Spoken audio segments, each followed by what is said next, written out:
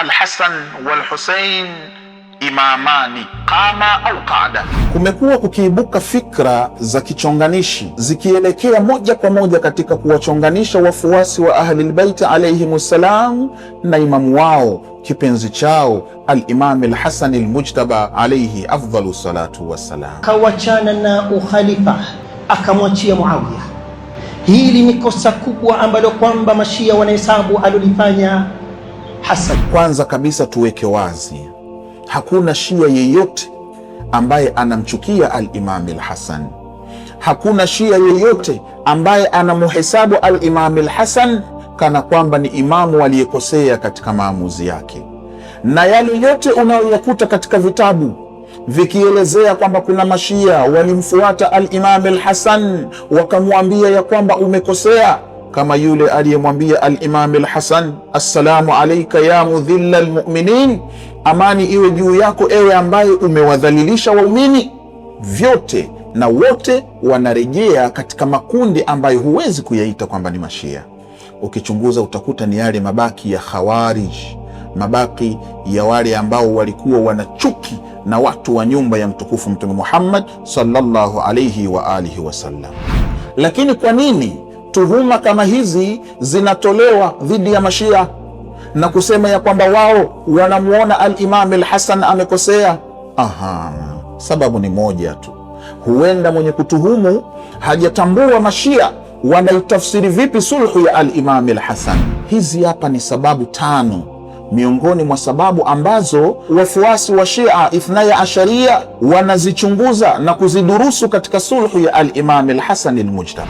Kwanza kabisa ni lazima tutambue ya kwamba al-Hasan wal-Husain imamani qama au qaada, ni maneno ya mtukufu Mtume Muhammad ya kwamba al-Imam al-Hasan na al-Imam al-Husain ni maimamu, ni viongozi sawasawa, wasimame waweze kupigana au wakae wasipigane, wafanye sulhu.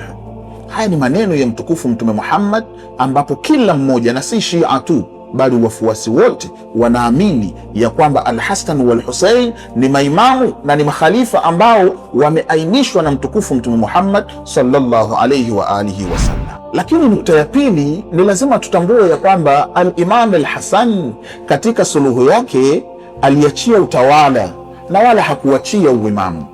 Hivyo si sahihi mtu yoyote kuja kusema ya kwamba al-Imam al-Hasan aliachia uongozi wake akampatia Muawiya, ndio maana mashia wanamchukia al-Imam al-Hasan. Hakuna shia yeyote ambaye anasema katika zama za Muawiya bin Abi Sufyan kwamba alikuwa ndiye kiongozi anayestahiki kuwa kiongozi, ndiye alikuwa ni imamu katika maimamu walioachwa na Bwana Mtume Muhammad, bali sote tunasema ya kwamba Muawiya bin Abi Sufyan alikuwa ni mtawala wa zama ambazo kiongozi al-Imam al-Hasan aliishi.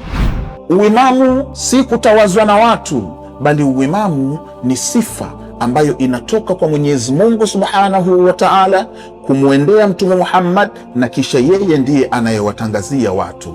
Hivyo kuchaguliwa kwa al-Imam al-Hasan ilikuwa ni kwa amri ya Mwenyezi Mungu Subhanahu wa Ta'ala, akamwambia mtume wake akatufikishia. Hivyo al-Imam al-Hasan hakuacha uimamu, bali aliacha utawala ambao Muawiya ndiyo alikuwa akiutumia katika zama hizo.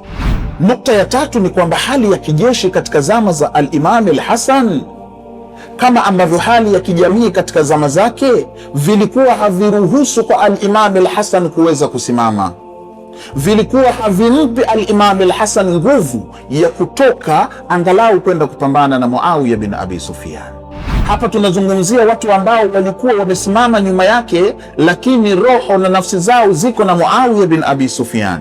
Lakini tunazungumzia watu ambao walikuwa wakimuona Muawiya bin Abi Sufyan hana hatia yoyote, na hii ni kutokana na siasa chafu aliyokuwa akiicheza Muawiya, siasa ya kujionyesha kwamba yeye yuko msafi mbele ya umma, lakini nyuma ya umma anafanya mambo machafu.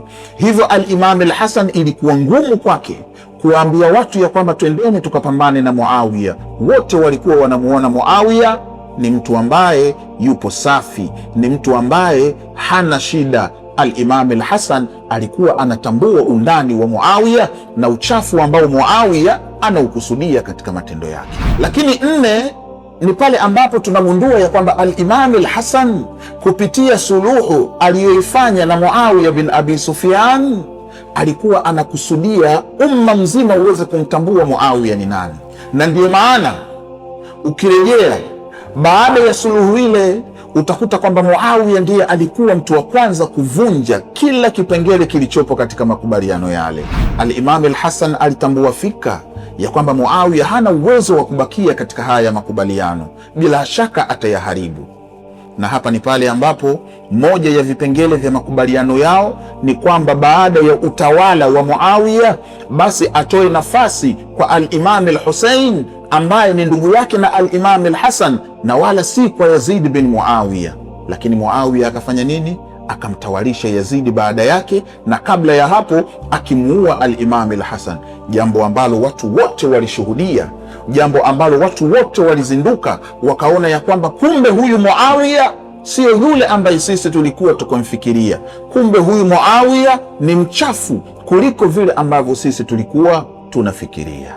Na mwisho kabisa, sulhu pia ni maamuzi sahihi, hasa pale ambapo tumeshajua ya kwamba al-Hasanu wal-Husainu imamani qama au qaada. Hasan na Husein ni maimamu, ni viongozi wenu. Maana yake ni nini? Maana yake ni kwamba maamuzi watakayoyachukua basi nyinyi hamna haki ya kuweza kuwakosoa. Hawa ni maimamu walioainishwa na Mwenyezi Mungu Subhanahu wa Ta'ala kupitia mtume wake. Hivyo hatuna haki ya kusema ya kwamba alikosea katika sulhu. Kama al-Imamu al-Hasan alikosea katika kuwekeana makubaliano na Muawiya katika mazingira kama yale, basi maana yake tutaweza kumtuhumu hata Mtume Muhammad kwamba yeye alikosea kuwekeana makubaliano na Makuraishi.